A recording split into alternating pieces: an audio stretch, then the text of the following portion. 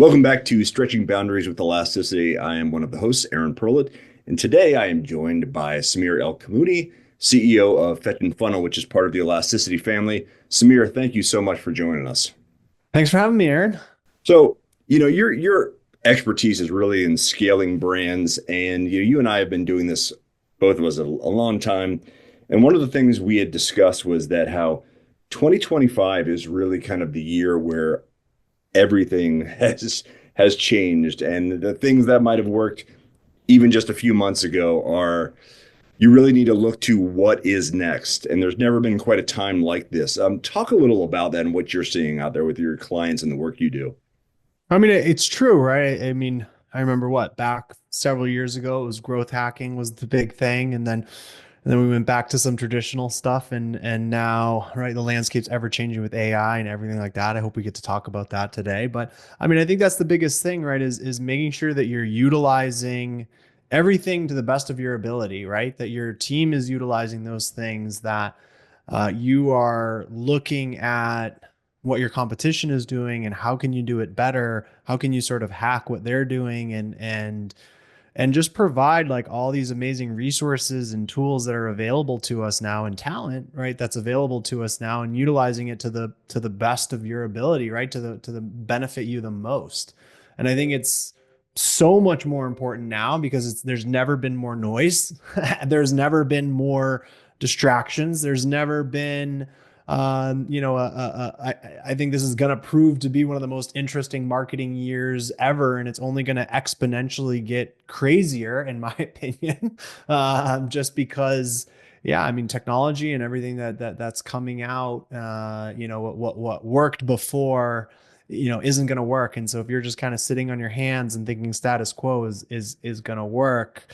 Yeah, I mean, obviously we've seen a lot of strategies just change in the last few years and then even the last few months. I mean, every ad campaign is algorithm driven now, right? And some stuff I think goes back to the old school, right? Of branding and creative and making sure that you stand out in the market. But then some things I think go back to, to all these new school things that are really important. Yeah, and I think one of those things, and I still see some brands that are just not doing this, but I know you and I share a belief that this is incredibly important, and that is strategically your campaigns, your efforts, the way you think needs to be an omnichannel approach to marketing today, to really maximize revenue. Yeah, 1,000%. Omnichannel marketing is so important. We've been preaching that forever. I know you've been preaching that forever. I mean, technically, the more platforms that you use, the higher your ROI actually is. And we've seen this data and studies proven this. I think it's around 6 channels is where you really see that point of not diminishing returns, but just like of where you see the real high amount of the highest ROI that you can achieve. And not only when you're using 6+ channels are you seeing a higher return on your media, but per channel as well. And so it is so important. But the thing with omni-channel, right? Let's classify it really quickly, sort of multi-channel versus omni-channel. Multi-channel is when you're sort of it's siloed. You're thinking of every channel as this separate channel, and I'm just running some stuff over here on Instagram, I'm running some stuff over here on TikTok. I'm doing these things, right? It's really important to be thinking about it in a way where you are getting your message in front of the right person at the right time, because maybe they came to you from an Instagram ad and then they did a Google search later and now they're on your email list, and maybe you send them an SMS and I've got a retargeting ad. Where I am in your funnel is so important to understand. Do you need to handle an objection with me right now? Do you need to send me a review right now? What do I need to get across the finish line? And that's always what we're trying to do, is get someone across the finish line. And so, and the other big piece of it as well is truly understanding who your ideal customer profile is. I can't urge this enough. Everyone who's listening, if you think you know who your ideal customer profile is, I guarantee you're either wrong or you could get even more specific with who that is. And so run surveys, ask your customers, why did they buy your product? One of my 2 favorite questions to ask is why you bought our product. And the second one is, or our service. And the second one is in a simple, couple sentences, tell me why you would recommend us to a friend. And there's gold in that. And then you can use that for your messaging. You can use that for your marketing, right? And then again, like understanding where people are in the funnel, so important. I know one of the things that I've seen you talk about is search diversification in terms of getting your mind beyond just Google because behaviors are changing. Again, getting back to this C shift for 2025. Talk a little bit about that. Yeah, this is an interesting one because I feel like we've all felt it, but we're not really talking about it or really identifying it. So let's throw out some couple random numbers. So there's 8.5 billion searches per day on Google. Sounds like a lot.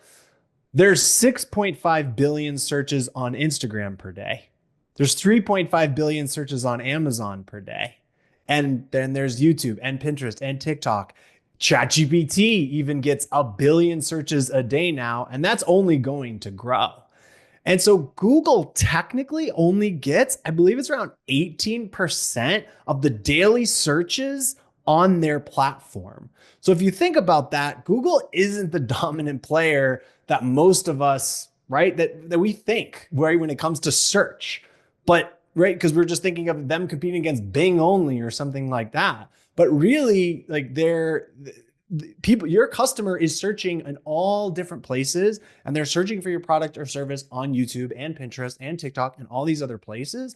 And so it's really understanding a little bit about what we were talking about kind of with the omni-channel marketing and trying to get the right message from the right person, right? Because obviously someone searching on Pinterest is at a different stage in the customer lifestyle cycle, right? As someone searching directly on Google for it. But you definitely you have to meet your customers where they are to maximize traffic, engagement, and of course sales and revenue. Because right, because again, like they're searching for. I don't care what you sell. I don't care if you're a marketing agency, you sell clothing, you sell lawn mowing services. You know, are someone searching on Pinterest for lawn mowing services? Maybe not. But are they on Pinterest saying, you know, good way to style my lawn? They really might be. Right. And so identifying and understanding, especially where your customer is, which channels they're using to find you, and then making sure that you're showing up there, right? That you're delivering content there and not telling you to go do some crazy Pinterest, full on strategy, but just make sure you're present there. You do have some stuff and then pay attention to the analytics and, make decisions from there.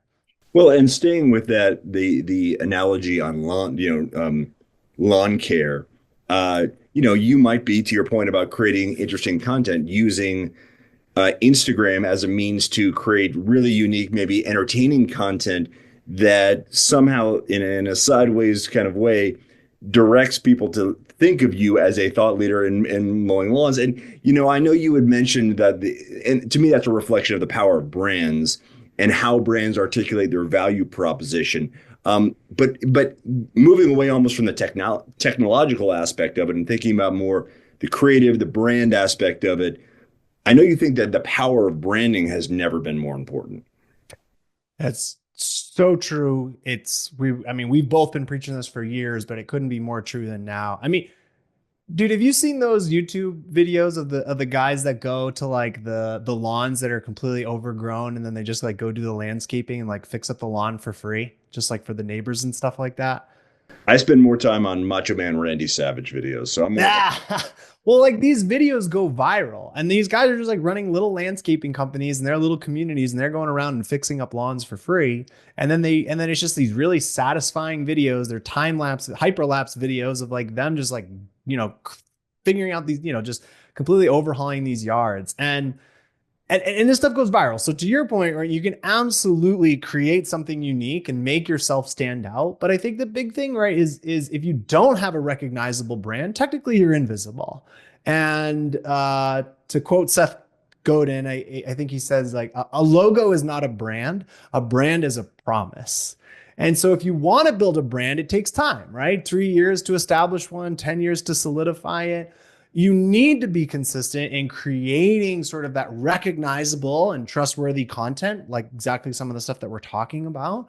But on the other hand, you really need to build and develop a clear brand story. If you don't have that, you're not going to be building a brand. If you're just like, well, I mow lawns and that's all you do, like no one's going to care. You have to create a style guide for visual and messaging so all your stuff looks pretty and is congruent. Doesn't matter where you look at Nike, if it's on, their Instagram or on their website or in, Bangladesh or in America, there's going to be brand consistency. So of course that's important, but you need, and using that, across all platforms and content and whatnot, but like your messaging and what you're talking about and how you're telling the story to make yourself stand out is so important, right? What's your unique selling point? I think before we hit record, we were talking about like moving companies, right? If you just say I'm a moving company, why you should hire me? Well, I got great reviews. That sucks, right? But then College Hunks became one of the biggest moving companies. They're like, hey, we're going to send you college hunky guys who are going to come move your stuff. And you're like, great, I get these young guys. They're going to be great at what they do. Whether I want them to be hunky or not doesn't really matter. You clearly displayed your unique selling point, not only in your name, but in your story, right? And in the promise that you're making as a brand. And so if you can do those things consistently year over year, you will stand out in the market. You will build a real brand, and then differentiate yourselves over all of your competitors.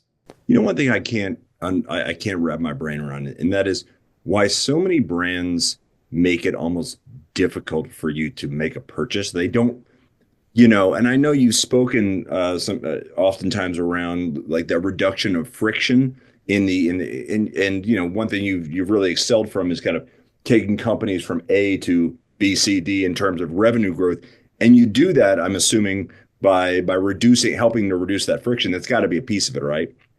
Yeah, it's so important. You have to be we talked about it, paying attention to everywhere that your customer is in the funnel and meeting them there. You should be doing conversion rate optimization. You should be doing these things. If you sell a product and you don't offer, wholesale, you should be doing that, right? If you're B2B and you have a huge, massive form to fill out like that, that's going to cause a lot of friction. So you always want to make it as frictionless as possible.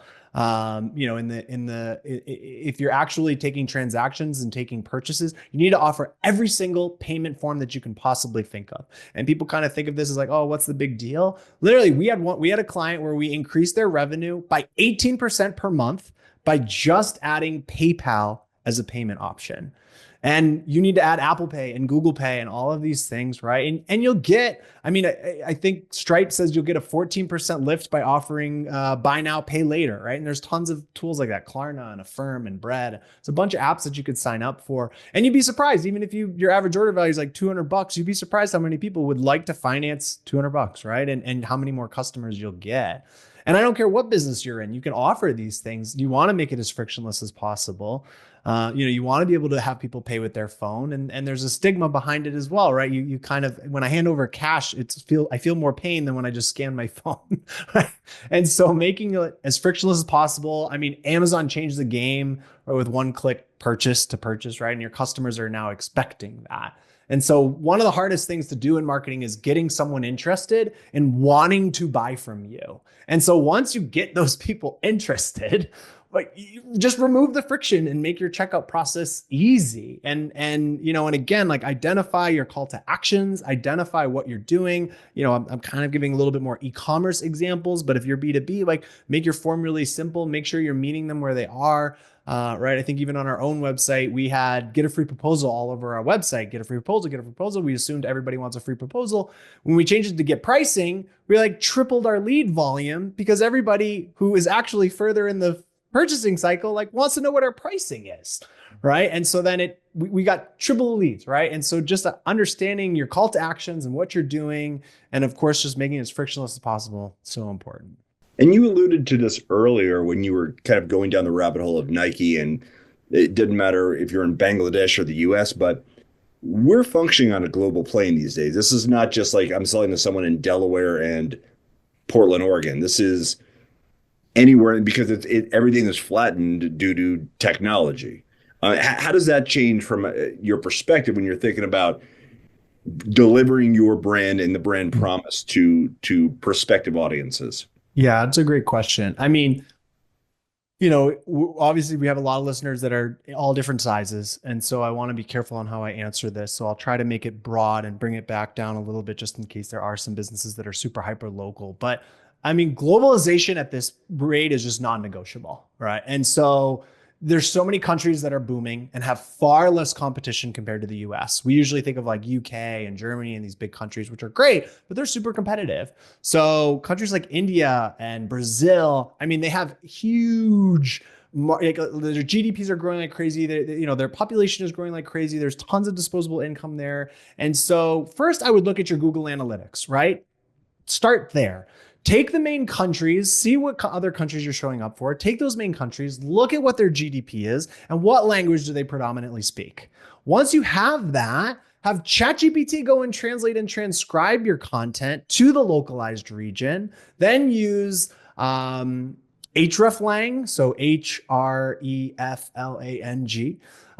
and put that within your source code of your website to then tell Google, this web page is in Portuguese for people coming from Brazil. This web page is in English for people coming from the United States, and have that content. So then Google starts to reflect that. You're going to start to get more visitors coming from those countries, and you're going to start to identify, more opportunities, more customers, everything else, right? And I think this also, you could do this at a hyper local level as well. We've done this for like some local businesses where we identified like the city I went to college in is Lowell, Massachusetts, for example. Okay. It's this little town, little college town, whatever. Obviously, you're going to be serving English and you're doing these things.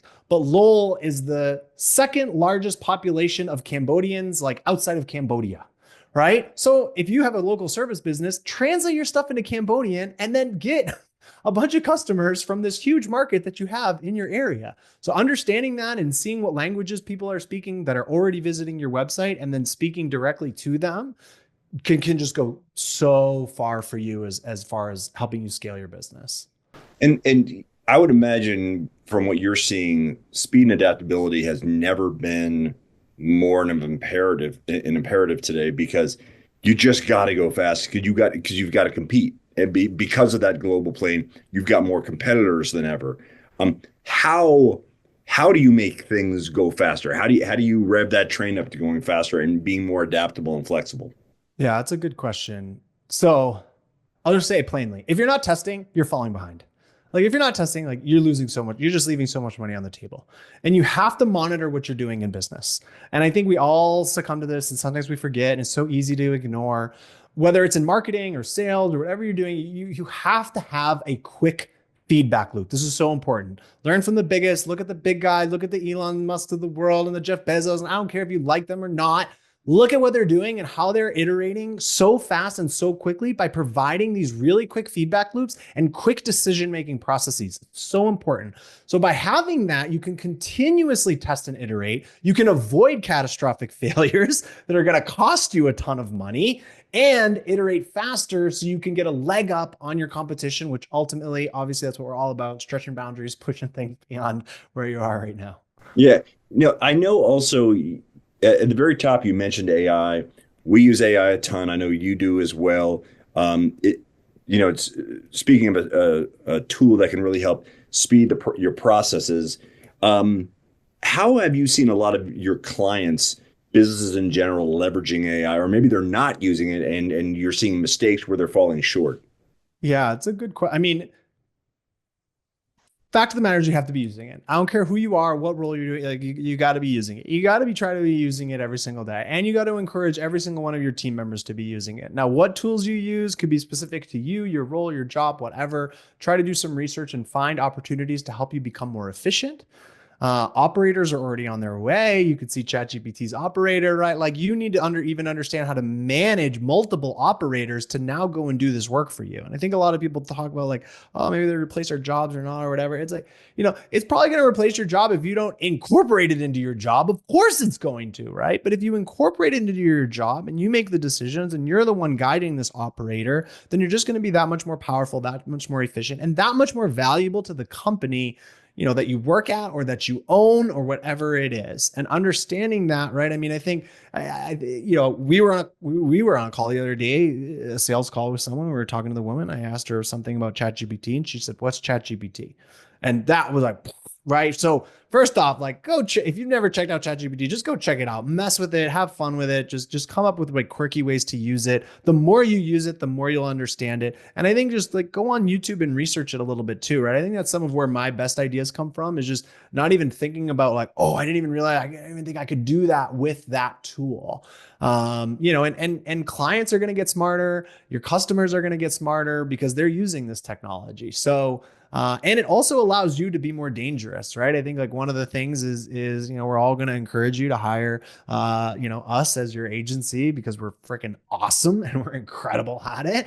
Right. But like, you should understand enough to be dangerous so that you can ask the right questions and qualify your partners and who you're working with and what you're doing to scale your business. And so if you're like, hey, I don't know anything about Google ads whatsoever, and these guys are telling me I should be on Google ads. If you go to ChatGPT and say, hey, this is the kind of business I run, should I be running Google ads and what should the strategy look like? You're going to get a wealth of knowledge and a ton of information. And then, we can help you parse through that data and understand it better, right? And decide, yes, is that actually the right strategy or not? I wouldn't trust it all in wholeheartedly, but it's just being able to get smarter and understand what you're doing, be more efficient. It's so important. And every day I come across another cool AI tool to test out and bonkers things that are just making me more efficient and faster. But the fact of the matter is, like, your competitors are using it. And if you're not using it, like, you're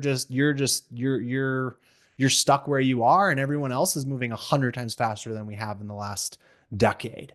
And so it's just so important for you to be using. I mean, hey, if you want to know how to incorporate AI into your business, you got two real smart guys here on this podcast. Come reach out to us and chat with us, because we'd be happy to talk to you about it and obviously help you scale your business at the end of the day. I'll get you out of here on this one. What is the most avoidable mistake that you are most commonly seeing out there today, with whether it's clients or just from the outside looking in? Most avoidable mistake. We always see clients. We're usually brought in to fix problems. Oftentimes, what I see is they're not relying on data to make their choices. They're just going on their gut decision instead of using data to actually follow the entire chain, of every customer engagement. But I'm sure you see these all the time. Like, what kind of mistakes are you seeing, and how can these businesses avoid making these mistakes? That's a good question. I mean, first off, learn from your mistakes. So important, right? If you're not learning from your mistakes, like, this just, it's so important, right? I mean, I've made more mistakes than I can count, but those mistakes are the reason for my success. And so, if you can't do that, you're just guaranteed to fail in business. But I would say trust your people and trust the people around you and trust the experts that you've hired. I can't tell you how many times, I mean, I'm sure you've been in this as many times as I've been. Somebody hires us as the experts and then don't listen to us, and then think they're smarter and they know what they're doing better. So then they go do the thing, and then their business suffers because of it. And we say, hey, these are the three things. Yeah, right? These are the three things you really need to go do. And this is how you're going to absolutely crush it. If they just listen to us and let us do it, they would have had far more success. And I think that's the same thing for your people. Like, you need to trust the people that you hired. And if you don't trust the people that you hired the wrong people, and go hire new people. Right. Well, like, trust them to do that. And, and I think, like, don't also take everything for face value. We're all a little lazy. We're all, all like go to our devices, whatever. Right. So, I mean, I think it's important to also try to push it and challenge it and ask questions. And so make sure that you're smart enough that you can understand it just enough so that you can challenge them. You don't have to take it at face value for what they're saying. I think that goes back to the point I was making, using ChatGPT to get a little smarter to then challenge whoever that is that you're trying to challenge. But then challenge them a little bit. Make sure that their response is to, the liking of what you're trying to do, and learn from your mistakes, and then trust them to do what they said that they're going to do. And if you do, I think all of those things, man, I think it would be really difficult not to be successful. Samir El-Kamudi, he's the CEO of Fetch and Funnel. Thank you for blessing us with some smarts, man. And really appreciate you being on Stretching Boundaries of Elasticity. Thanks for having me, Aaron. Really appreciate it.